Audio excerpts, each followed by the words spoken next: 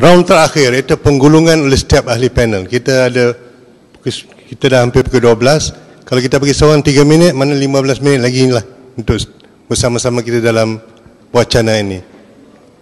Okay, siapa yang ingin memulakan? Apa kata kita mulakan dengan Wabi Howard? Please give your final Boleh conclusion. tambah 2 minit sebab nak jawab soalan Dr. Zudi. Okey, sebenarnya soalan yang telah diajukan oleh Dr. Zudi kepada DAP sebenarnya senang. DAP dengan PAS kita dah kawan lama sejak dulu lagi. Sekarang kurang kawan lah, tapi DAP tak nak bermusuh dengan siapa-siapa. Tapi jawapan kepada soalan itu senang. Kami tidak akan setuju dengan apa-apa yang tidak berlandaskan atau bercanggah dengan perlembagaan persekutuan. As simple as that. Sekiranya soalan itu benar-benar hendak diperjuangkan oleh PAS atau mana-mana pihak, gubal undang-undang, tukar perlembagaan persekutuan dulu. Baru kita nak masuk bab tu. Senang. Okay? So, tetapi masalahnya, sekarang, selepas saya dah keluarkan hujah itu, saya tahu ada pihak-pihak tertentu, termasuk media, akan cuba untuk main headline, DAP anti-Islam ke, DAP nak lawan menentang Islam ke. Tapi isunya, apabila seorang penggubal undang-undang, wakil rakyat mengeluarkan sesuatu pendirian, maka ia diputar belit menjadi dia menentang atau nak jadi musuh kepada siapa-siapa, itu hanya akan membawa darurat kepada pemikiran. Dan itu memang telah berlaku. Ambil contoh, kita sembang tentang rang undang-undang 355. Apa berlaku? DAP dipanggil kafir harbi.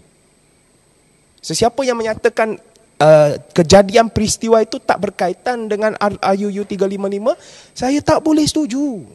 Sebab itu adalah asasnya, itu adalah punca dia.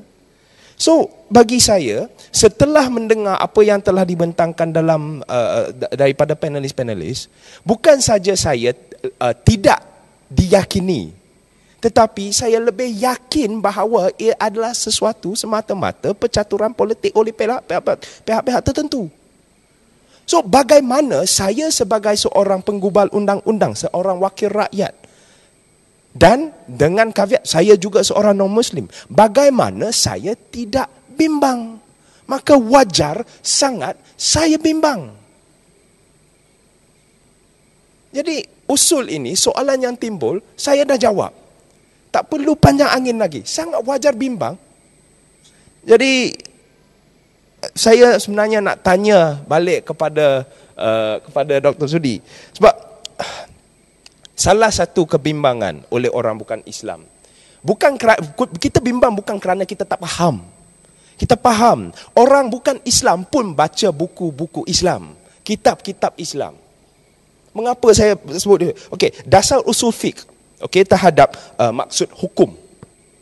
Bagi saya, mengikut apa yang saya tahu yang telah baca, kitab Allah kepada semua mukallaf, sama ada ia iktidha, iaitu tuntutan, keduanya pilihan, ketiga ketetapan. Dan ini sebenarnya sangat-sangat selari dengan Islam and Justice for All. Setuju? Okey? So, maksudnya, orang yang pernah baca kitab-kitab yang bukan Islam, dia akan tahu apabila sesuatu hukum dibawa yang diturunkan oleh Allah, ia adalah untuk kesemua, Islam atau non-Muslim. Jadi kenapa pada dasarnya rang undang-undang 355 atau dakwah oleh pihak PAS pada dasarnya sudah bercanggah dengan apa yang diturunkan oleh Allah? Itu soalan dia. Bukan nak tuduh, ini soalan. Kalau tak boleh jawab ni, itulah kewajaran orang bukan Islam untuk bimbang.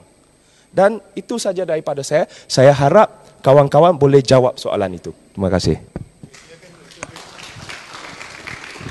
Silakan Dr. Zudi untuk buat concluding remark. Terima kasih saudara moderator. Saya percaya bahawa forum-forum dan wacana-wacana seperti ini perlu diperbanyakkan, kerana memberi kefahaman dan ruang kepada kita untuk berinteraksi secara aman, secara damai. Kita yakin bahawa bila golongan Islam menyatakan bahawa undang-undang Islam ini adalah sebahagian rahmat, sebahagian daripada yang disebut rahmat kepada alam. Okay? Tujuan kami buat dan perjuangkan undang-undang ini bukan untuk menimbulkan kesusahan. Kita berusaha untuk membawa kebaikan. Begitu juga dengan golongan bukan Islam. Okay? Saya pasti bahawa golongan bukan Islam pun tidak mahu kepada keburukan. Semua mereka mahukan kepada kebaikan. Jadi mengapa kita tidak mencari titik temu? Titik temu khususnya dalam konteks kita memperkasakan undang-undang syariah, mendaulatkan hukum-hukum Allah ini, divine rules ini, kerana kita yakin bahawa itu adalah sebahagian daripada rahmat yang disebut. Rahmat ni bukan hanya prinsip, bukan hanya slogan. Okay? Bila disebut rahmat lil alamin itu, ia bukan hanya slogan, dia ada kaedah-kaedah bagaimana ianya dicapai. Sebab itu bila ditanya kepada saya, adakah hukum-hukum Allah itu hanya kepada orang Islam, tidak kepada orang bukan Islam, itu ada perbahasan yang panjang berkaitan dengan perkara tersebut. Ada perbezaan mazhab. Sebab itu bila kita buka ruang perbahasan ini, berlakulah dinamika pelaksanaan tersebut. Bila orang bukan Islam sendiri minta, mungkin kita lihat kepada pandangan-pandangan yang lain. Okay? Ini keanjalan yang ada. Dan saya mengharapkan supaya program-program seperti ini diteruskan. Okay? Termasuk dianjurkan oleh DAP sendiri. DAP sendiri menganjurkan bagaimana proses-proses perbincangan, negotiation ini sepatutnya akan menjadikan kita lebih mesra, lebih baik, okay? Dan secara tidak langsung kita mengulangi sejarah, okay, masyarakat di Asia Tenggara ini ketika mana datangnya Islam datang mengislamkan lebih 90% masyarakat di Asia Tenggara ini tanpa berlaku sebarang pertumpahan darah disebabkan oleh kita berdialog di antara satu sama lain. Sekian, terima kasih. Okay, seterusnya jemput Dr. Syam. Dr. Syam to buat your concluding remarks. Maybe your apakah masa depan harapan Dr. Syam dan sebagainya supaya orang yang fokus kepada isu-isu ini. Baik, terima kasih Saudara Pengerusi. Saya fikir kita semua sepatutnya bersetuju bahawa kurangkan perbezaan, tambahkan persefahaman. Bagaimana kita mahu mencapai dialog-dialog yang telus. Dialog-dialog yang telus itu sangat penting. Dan jujur, keikhlasan. Dalam perjuangan mestinya ada ikhlas. Saya tak kira DAP ke, PAS ke, Amanah ke. Cuma sebab saya bersama parti-parti politik ini dalam panel ini kan.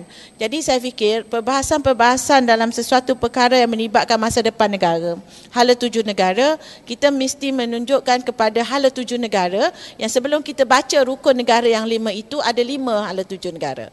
Jadi kita semua dalam mana walau siapa sekalipun kita hendaklah menuju ke arah hala tuju negara yang 5 itu.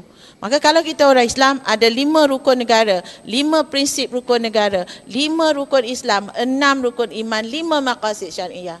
Nombor-nombor ini kita perlu ingat. Kalau kita membina RUU ke apa ke sekalipun, MKN ke apa semua sekali undang-undang, kita perlukan kepada hala tuju negara. Dan di situ kita ada pengawalnya, itu Perlembagaan Persekutuan.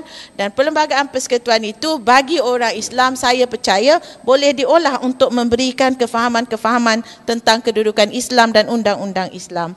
Jadi keywordnya ialah kurangkan perbezaan, tambahkan persefahaman. Kita konservatif tapi kita progresif. Inilah orang-orang Islam di Malaysia. Jadi jaminan perlembagaan kepada keamanan dan kesejahteraan negara sangat lengkap. Dan kita sudah hampir 60 tahun merdeka. 41 tahun kita mahu mencapai ketamadunan. Kita tidak mahu perbalahan-perbalahan dan persengketaan. Kita tidak mengapikan apa-apa. Dan saya mahu katakan bahawa it takes two to tango. It takes two to tango. Yang bimbang, kurangkan kebimbangan. Be courteous in your expression. Be courteous, be knowledgeable and bila kita bukan tidak boleh mengkritik, tapi kritikan itu harus beradab dan tata susila. Jadi be courteous of all parties ni mesti be courteous, menghormati sentimen, menghormati perasaan orang lain. Sebab itulah hala tuju kita. Hala tuju negara ialah membina satu masyarakat yang boleh mengambil dan memberi. Itulah yang saya akhiri pada malam ini. Saya ucapkan terima kasih kepada Ikram. Terima kasih juga, saya belajar banyak daripada ahli panel dan juga moderator. Saya percaya apa yang kita mahu sampai dan terjugan dengan perkataan yang hikmah ini, kita bawa balik muhibbah. Wallahu alam. Assalamualaikum warahmatullahi wabarakatuh. Dr. Mujahid, your concluding remarks please. Saya ingin mengucapkan terima kasih kepada Ikram kerana proses konsultasi dan juga perundingan awam ini adalah merupakan satu bentuk rahmatan yang kita sebutkan dari segi proses. Yang kedua, saya kira cita-cita yang disebut oleh Dr. Profesor tadi itu sebenarnya saya suka dengan perkataan progresif tu. Sebab amanah ni dia punya ni adalah amanah progresif dan peduli. So saya bersama dengan perkara-perkara yang prinsip, perkara yang basic. So itu bagi saya adalah satu yang baik. Cuma saya mengharapkan juga bahawa akhirnya perbincangan kita ini tidak hanya berakhir dalam isu jenayah semata-mata. Sebab Islam itu yang paling saya khawatir bila kita heret negara ini dalam isu ini seolah orang anggap syariah itu hudud itu syariah. Ini yang kita nak perbetulkan konsep maqasid, konsep masalahnya, yang mana Islam telah membuka jalan dan saya rasa ini adalah satu ujian besar bagi negara kita dalam memahami perlembagaan persekutuan dan peruntukan-peruntukan yang ada. Dan saya setuju bahawa kita unik, kita punya perlembagaan dah cantik dah sebenarnya, cuma terpulang kepada mereka yang memerintah untuk mentafsir mengikut kehendak dia. Tapi yang kita ajak ialah kembali kepada roh perlembagaan dan mencapai satu konsensus mana hala tuju negara dan apa prioriti yang kita nak tumpukan. Sekian masa. Okey. Akhirnya tuan rumah lah Tuan rumah kira menutup teruslah. Silakan Dr. Zul. Minit je. Okey, bismillahirrahmanirrahim. Terima kasih kepada semua.